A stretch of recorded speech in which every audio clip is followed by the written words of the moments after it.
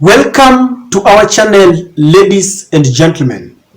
William Samoei Ruto is finally bowing to pressure because one of the conditions that he was given by the Azimio party is that before they begin the bipartisan talks, he must stabilize the prices of the basic commodities and he must ensure that the cost of living is brought down to the level that the common man can enjoy it.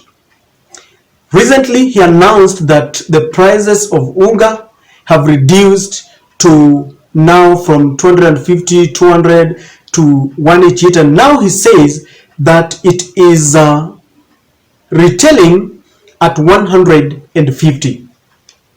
I didn't get a chance to do a spot check, but I want to ask you, if you're watching this channel, please share with us whether what the president is saying is true, whether really the prices have gone down. But in Kiambu, the residents are very furious because they are saying that the president is lying to them. There were several groups that went around checking whether the prices of Unga have really gone down, as was asserted by William Ruto and Rigathi Gachagua. And in Kiambu, one of the media stations, the People's Daily, went around just trying to check whether it was retailing at 150, but there was nothing like that. The People's Daily is reporting that there is fury as prices remain unchanged in Kiambu. This was almost the entire Kiambu County. They're saying that days after President William Ruto announced that prices of Unga would go down to cushion struggling Kenyans, it today, April 18th, emerged that the prices remained constant for most of the brands. A spot check by Daily Digital at various supermarkets and retail shops in Kiambu County established that Ruto's decree was yet to be implemented as shoppers continue to purchase the commodities at high price. Now, at Naivas supermarket in Thika town, for example, a 2-kilo bag of Ndovu maize flour on Tuesday afternoon cost 189. That is just one bob short of 180. Jogo was going at 208. Ajab cost 199, while Pembe was retailing at 208. Others are Soko at 207, Hostess at 231, Dollar at 299, Taifa 198, Mama 198, and Raha Premium Kavaraga at 262. So this was just a spot check by the Daily Digital because they went through Kiambu County. And this really made the Kiambu residents very much vexed because they're saying that it's either the president is lying on them or the traders have refused to bring down the cost of living. You know, there's something that I want to say. A government needs a lot of pressure for it to function. And after all this pressure was piled on them, they are now showing signs and symptoms that they're geared towards trying to just bring the cost of living down, and it's a good thing. But then, dealing with a dishonest government such as ours, we must give it maybe a week or two to know whether this decrease will work. Because there are two things that will happen. One, it could just be a mere talk so that the people can feel good in the midst of all this pressure from Raila Odinga and the Azimio.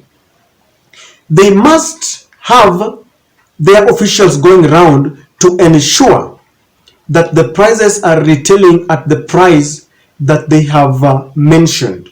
Because traders have got this penchant that whenever prices of commodities are reduced, they always cling to the fact that whatever they bought before the government brought down the prices of these commodities is still selling. And so they are saying that they must finish all the stock that they bought at a higher price. Then once they buy the ones that the government is claiming to be cheap, they will start retailing it at the recommended price. So this is something that they must check, because if they don't, traders will continue exploiting Kenyans. And Kenyans don't have the capacity to compel the traders maybe to avail the receipts that they used when they were purchasing the last commodities.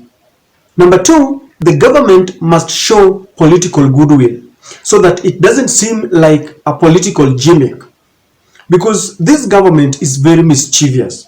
They could be talking tough. They could just be talking, because we have seen them before, just mentioning and quoting things that are neither here nor there. The other thing that I want to say is this.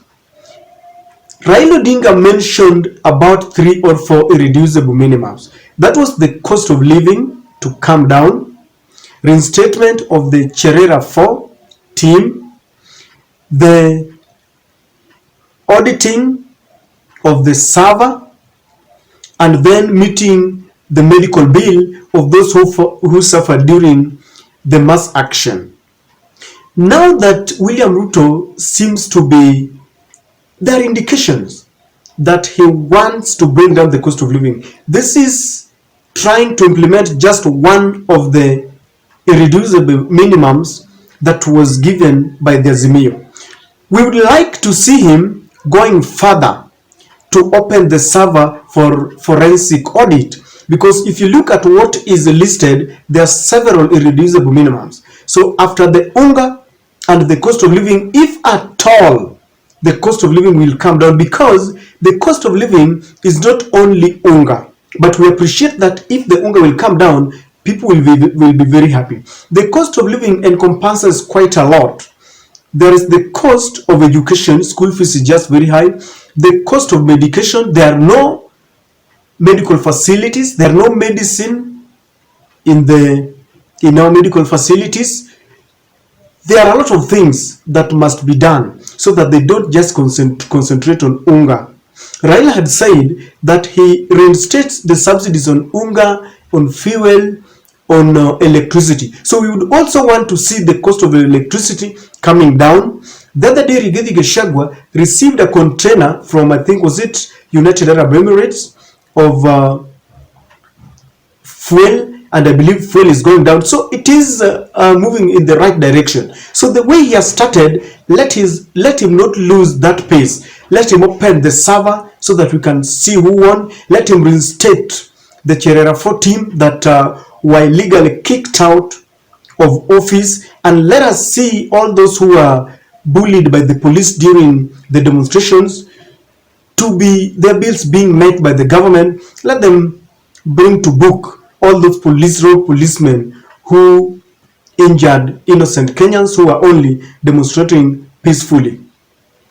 I don't know what to think, ladies and gentlemen, but from where I see it, I think we really need to check whether the government is serious by these declarations that the cost of living, especially the cost of Unga, will come down. That is my take.